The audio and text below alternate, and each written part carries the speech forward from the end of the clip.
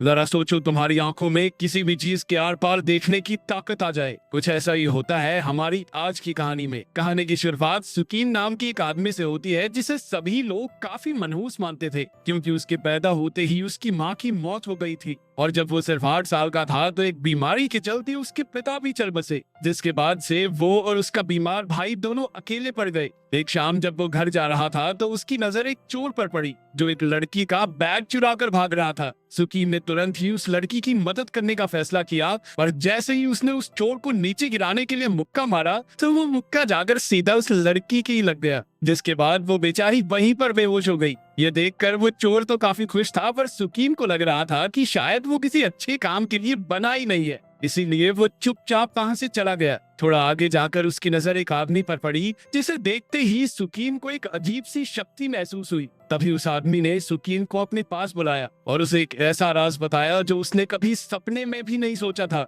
असल में सुकीन उस आदमी का ही बिछड़ा हुआ बेटा था जो काफी समय पहले उससे अलग हो गया था। साथ ही उस आदमी ने बताया कि उसके पास कई रहस्यमयी जादुई शक्तियां हैं, जिनमें से एक शक्ति अब वो अपने बेटे सुकीन को देना चाहता था। इसके बाद उस आदमी ने जादू की मदद से सुकीन को एक ताकत दी जिसका नाम था सुनहरी आंखें। उस आदमी ने बताया कि ये ताकत समय के साथ बहुत बढ़ जाएगी, पर सुकीन को इसका इस्तेमाल सिर्फ अच्छे काम के लिए करना होगा। इस ताकत के शरीर में आते ही सुकीन वहीं पर बेहोश हो गया, और जब सुबह उसकी आंख खुली तो वो एक रोड पर पड़ा हुआ था। दूसरी तरफ एक रॉक स्टैंप की नीलामी शुरू होने वाली थी, पर तभी ऑलिव नाम की एक औरत ने उस रॉक स्टैंप को एक नकली स्टैंप से बदल दिया और फिर उस असली स्टैंप को एक किताब में रखकर टेबल के नीचे छुपा दिया ताकि वो उसे बाद में ले जा सके। पर उसके वापस आने से पहले ही वो किताब नीचे गिर गई और एक सफाई कर्मचारी ने उस किताब को उठाकर कूड़े में फेंक दिया, जिसके बाद वो किताब किसी तरह एक दुकान में पहुंच गई जो सुकीन के इकलौते दोस्त जैकिन की थी।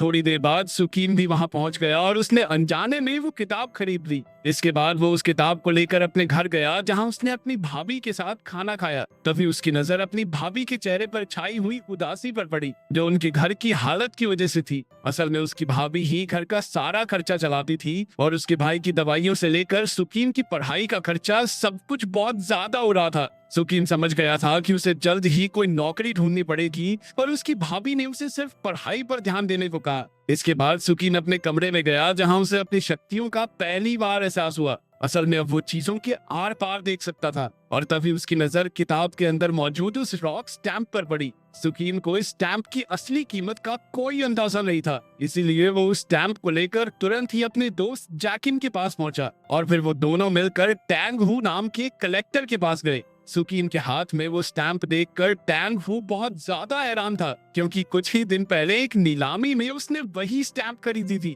इसीलिए उसने उस स्टैंप की जांच करने के लिए एक एक्सपर्ट को बुलवाया, जिसने अपनी जांच के बाद उस स्टैंप को असली घोषित कर दिया। एक्सपर्ट की जांच के बाद टैंग हू ने वो स्टैंप खरीदने का फैसला किया, और जब उसने सुकीन से उसका रेट पूछा तो उन दोनों ने तुरंत ही उसका रेट 4 लाख बता दिया।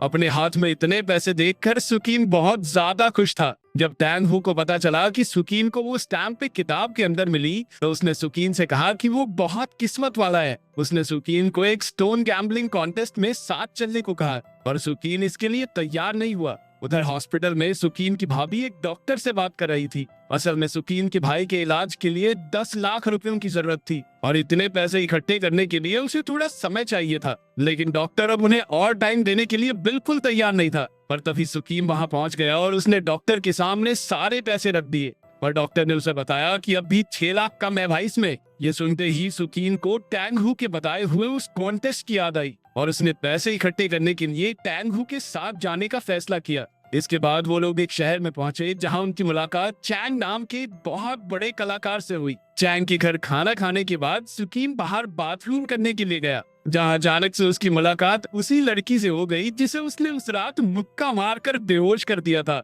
सुकीन ने तुरंत ही उस लड़की से माफी मांगना शुरू कर दिया, जिसके बाद उसने अपना नाम लुयिन बताया और धीरे धीरे उन दोनों में दोस्ती की शुरुआत भी हो गई। अगले दिन वो चारों एक साथ स्टोन मार्केट में गए, जहां चैंग ने उन्हें बताया कि अगर उन्हें एक पत्थर के अंदर से जेड मिल जाए तो वो लोग काफी पैसे कमा सकते हैं। उसकी ये बात सुनते ही सुकीन ने अपनी शक्तियों की मदद से एक पत्थर ढूंढा जिसके अंदर एक खास जेड मौजूद था। इसके बाद वो शानजो नाम के एक आदमी की दुकान पर पहुंचे, जहां सुकीन के बताने पर उन्होंने एक खास पत्थर को चुना। उस पत्थर को काटते ही उसके अंदर से एक बहुत ही खास जेड मिला, जिसे देखते ही शानजो ने उस पत्थर को बेचने से मना कर दिया। उसकी ये बात सुनकर टैंग हू को बहुत ज्यादा गुस्सा आया। वो तुरंत ही शानजो के साथ बहस करने लगा, जिसके बाद शानजो ने कहा कि इस मामले को सुलझाने के लिए उन्हें एक मुकाबला करना चाहिए। लेकिन जब टैंग हू के हाथ पहले ही वो नायाब पत्थर लग चुका था, तो वो दोबारा मुकाबला क्यों करे? तो उनमें से कोई भी इस चीज के लिए तैयार नहीं हो रहा था। पर सुकीन को अपनी शक्तियों पर पूरा भरोसा था और वो तुरंत ही इस मुकाबले के लिए तैयार हो गया। होटल जाते वक्त उन चारों पर कुछ गुंडों ने हमला कर दिया, जिनसे बचने के लिए वो दो की टोली बनाकर वहां से भाग गए। और इसी बीच सुकीन और चैंग को थोड़ी बहुत चोटें आ गई। वापस होटल जाकर चैंग ने टैंग हू को बताया कि असल में वो और शान बचपन में दोस्त हुआ करते थे, लेकिन अब अपने काम की वजह से वो दोनों एक दूसरे के दुश्मन बन चुके हैं। उधर लू यिन सुकीन की देखभाल करने में लगी थी, जिस वजह से उन दोनों की दोस्ती काफी बढ़ गई। अगले दिन सुकीन और लुईन एक साथ शॉपिंग करने के लिए मॉल में गए और जैसे ही लुईन कुछ कपड़े ट्राई करने के लिए गई, तभी कुछ आदमियों ने वहां आकर सुकीन को बंदी बना लिया।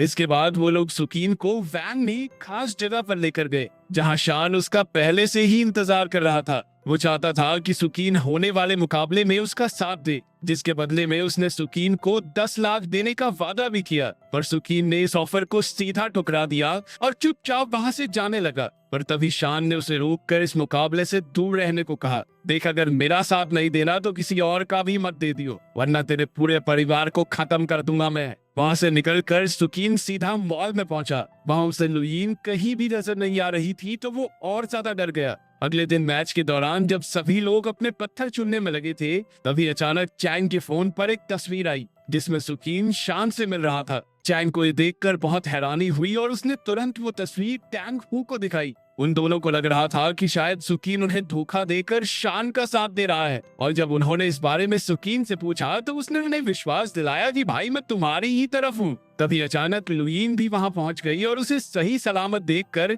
सुकीन की जान में जान आई। इसके बाद सुकीन ने अपनी शक्तियों का इस्तेमाल करके एक पत्थर को चुना और जजेस को पकड़ा दिया। रिजल्ट्स के समय शान जो के पत्थर से तो एक काफी खास जेड निकला, जिसे देखकर चैंग काफी उदास हो गया, क्योंकि उसे लग रहा था कि अब तो शान की जीत पक्की है। लेकिन किसी को ये नहीं पता था कि शानजो ने अपने बॉस कायतू को खुश करने के लिए जजेस को बहुत सारे पैसे खिलाए थे। इसके बाद जब सुकीन की बारी आई, तो उसके पत्थर में बहुत ही ज्यादा कीमती जेड निकला, जिससे वो इस मैच का विजेता बन गया। पर शानजो इस बात से बिल्कुल भी खुश नहीं था। उसी शाम सुकीन ने लुईन को एक खास ब्रेसलेट तोहफे में दिया और अब धीरे धीरे उनकी नजदीकियां बढ़ती जा रही थी। उधर शान जो अपने बॉस कायटू से अपनी हार के लिए माफी मांगने में लगा था, लेकिन कायटू बहुत ज्यादा गुस्सा था और उसके इस गुस्से को शांत करने के लिए शान जो ने उसे ड्रैगन स्टैंप लाकर देने का वादा किया। जिसके बाद कायटू उसे एक आखिरी मौका देने के लिए तैयार हो गया, लेकिन अब शान जो के पास गलती का कोई मौका नहीं था।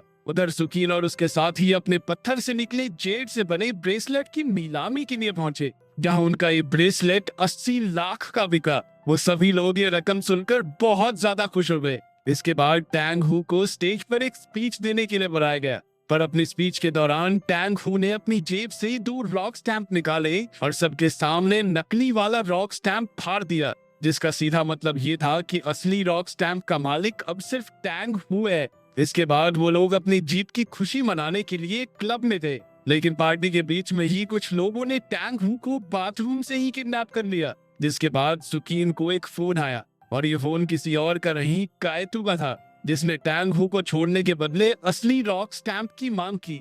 उधर शान जो अपनी गलती की माफी मांगने के लिए कायतू के पास पहुंचा, जो शान जो की गलती से हुए अपने नुकसान के लिए बहुत ज्यादा निराश था। पर कायतू को मनाने के लिए शान जो ने उसे एक राज बताया। असल में रॉक स्टैंप के ऊपर एक खजाने का नक्शा बना हुआ था और एक दूसरे देश का वासी होने की वजह से टैंग हू इस खजाने तक नहीं पहुंच सकता था। कायतू को ये प्लान तो बहुत अच्छा लगा, पर उसने शाबाशी देने की जगह शान जो का कत्ल कर दिया। उधर सुकीन और उसके साथ ही टैंग हू को बचाने के लिए कायतू के अड्डे में घुस गए, जहां उसके कुछ आदमियों का सामना करते हुए वो टैंग हू के पास पहुंच तो गए, पर वहां उन्होंने देखा कि टैंग हू एक टाइम बॉम्ब के साथ पिंजरे में बंद था, जो कि बहुत जल्द फटने ही वाला था। सुकीन ने अपनी शक्तियों की मदद से उस बॉम्ब को रोकने की बहुत कोशिश की, पर अभी वो इतना काबिल नहीं बना था। तभी कायतो भी वहां पहुंच गया और उसने बंदूक की नोक पर उन सभी को बंदी बना लिया। और अब उसकी शर्त थी कि अगर वो टैंग हू को बचाना चाहते हैं तो उन्हें वो रॉक स्टैम्प उसके हवाले करना पड़ेगा। उनमें से किसी को भी समझ नहीं आ रहा था कि आखिर वो अब क्या करे। पर तभी लुईन ने कायतो का ध्यान भटकाने के लिए अपने हाथ से ब्रेसलेट निकालकर उसकी तरफ फेंक दिया, जिसका फायदा उठाकर सुकीन और चैंग ने एक दूसरे पर काबू पा लिया।